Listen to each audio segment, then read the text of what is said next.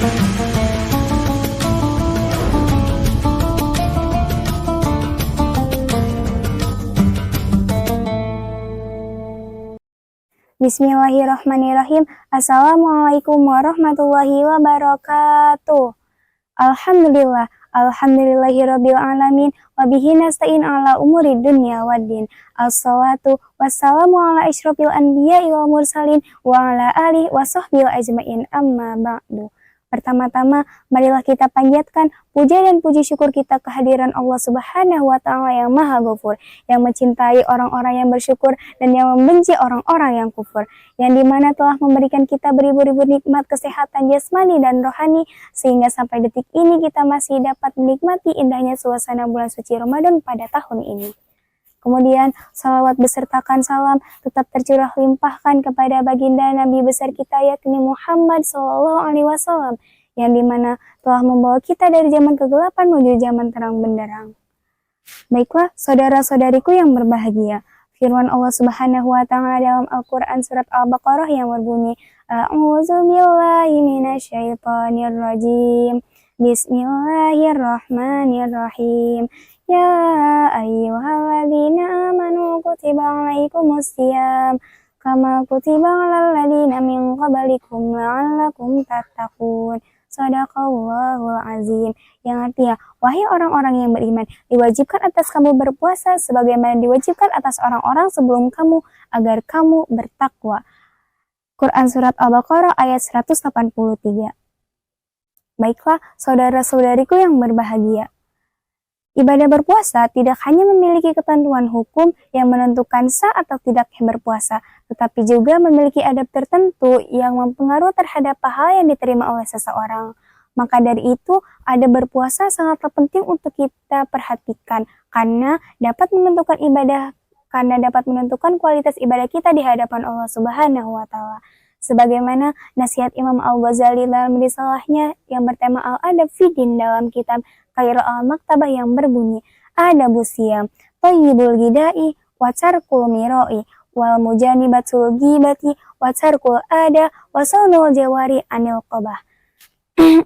Yang artinya, ada berpuasa yakni 1. Mengonsumsi makanan yang baik, 2. Menghindari perselisihan, 3. Menjauhi ghibah atau mengunjing orang lain, 4. Menolak dusta, 5. Tidak menyakiti orang lain, dan yang keenam menjaga seluruh anggota tubuh dari segala macam perbuatan yang buruk. Baiklah, keenam adab ini akan saya uraikan satu persatu. Yang pertama adalah mengonsumsi makanan yang baik.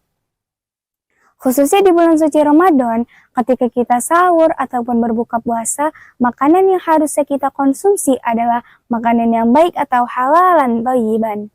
Makanan yang baik tidak identik dengan makanan yang lezat ataupun mahal, tetapi makanan yang baik untuk kita konsumsi dan pastinya halal secara islami.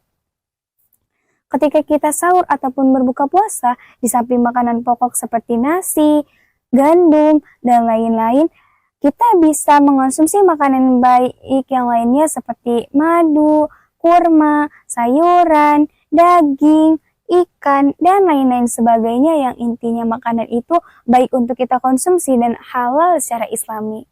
Kemudian yang kedua adalah menghindari perselisihan. Perselisihan atau pertengkaran dapat terjadi kapan saja, akan tetapi dianjurkan untuk orang yang berpuasa untuk menjaga kesucian di bulan suci Ramadan dengan cara tidak melakukan pertengkaran, sebagaimana Rasulullah SAW bersabda dalam hadis yang berbunyi, An Abi Hurairah radhiyallahu anhu anna Rasulullah sallallahu alaihi wasallam qala wa inni qatalahu aw syatamahu falyaqul inni shaim, yang artinya, dan jika seseorang mengajak mencela atau berkelahi, maka katakanlah sesungguhnya aku sedang berpuasa. Jadi kalimat aku sedang berpuasa sebagaimana dimaksudkan dalam hadis tersebut sebagai kalimat ketidaksanggupan kita atau ketidakminatan kita untuk berkelahi dengan pihak lain, yang dimana tugas seorang muslim adalah menjaga kesucian dan perdamaian di bulan suci Ramadan. Kemudian yang ketiga adalah menjauhi ghibah atau mengunjing orang lain. Menggibah atau mengunjing orang lain di luar bulan suci Ramadan saja sudah tidak baik, apalagi jika kita melakukannya ketika bulan suci Ramadan atau sedang berpuasa.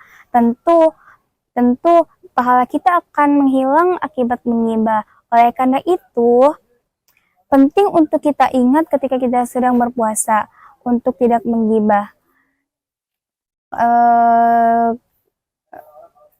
Namun, lebih baiknya kita dalam menjaga lisan kita, lebih banyak pula keselamatan yang akan kita dapatkan. Sebagaimana Rasulullah SAW bersabda dalam hadis, "Salamatul insan fi hifzil lisan," yang artinya keselamatan manusia adalah bergantung dalam menjaga lisannya.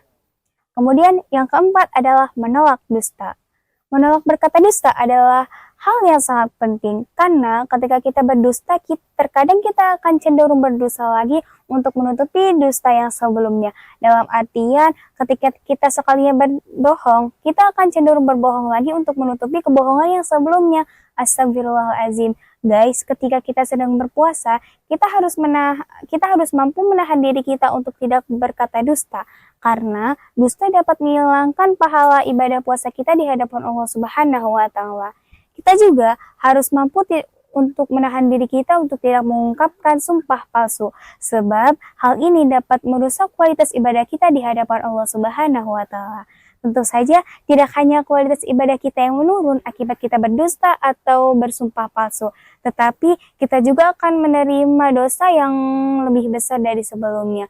Sebagaimana hal ini telah disinggung oleh Rasulullah SAW dalam hadis yang berbunyi, "Fattaku syahrul Ramadana wa innal hasana tudha'afu fi wa kadzalika sayyi'at," yang artinya, dan takutlah kalian kepada bulan suci Ramadan, karena pada bulan ini seluruh pahala akan dilipat gandakan, begitu pula dengan dosa-dosa juga akan dilipat gandakan.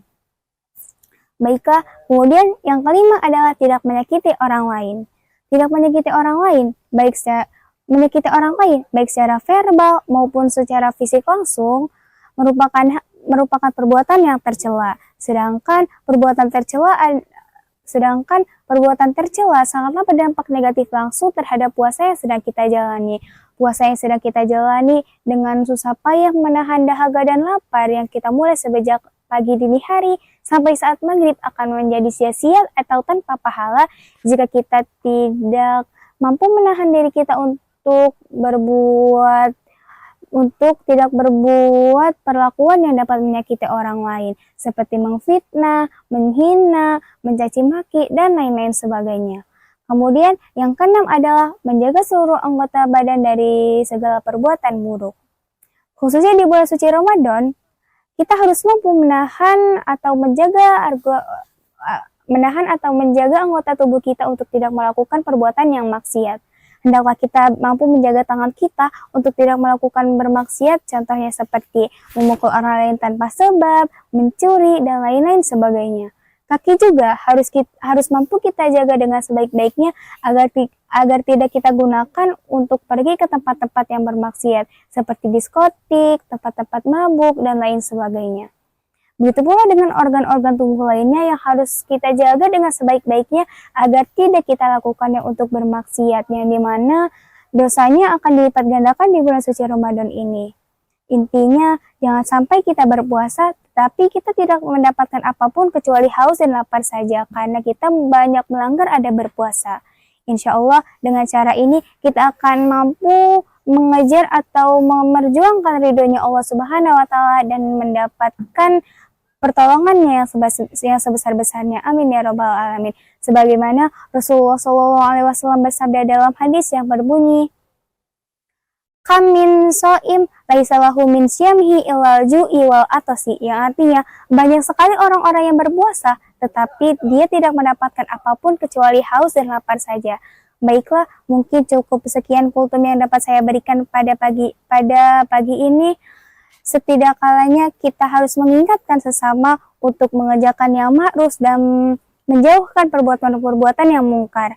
Marhaban ya Ramadan, siyamana wa siyamakum, wabillahi taufiq wal hidayah. Wassalamualaikum warahmatullahi wabarakatuh.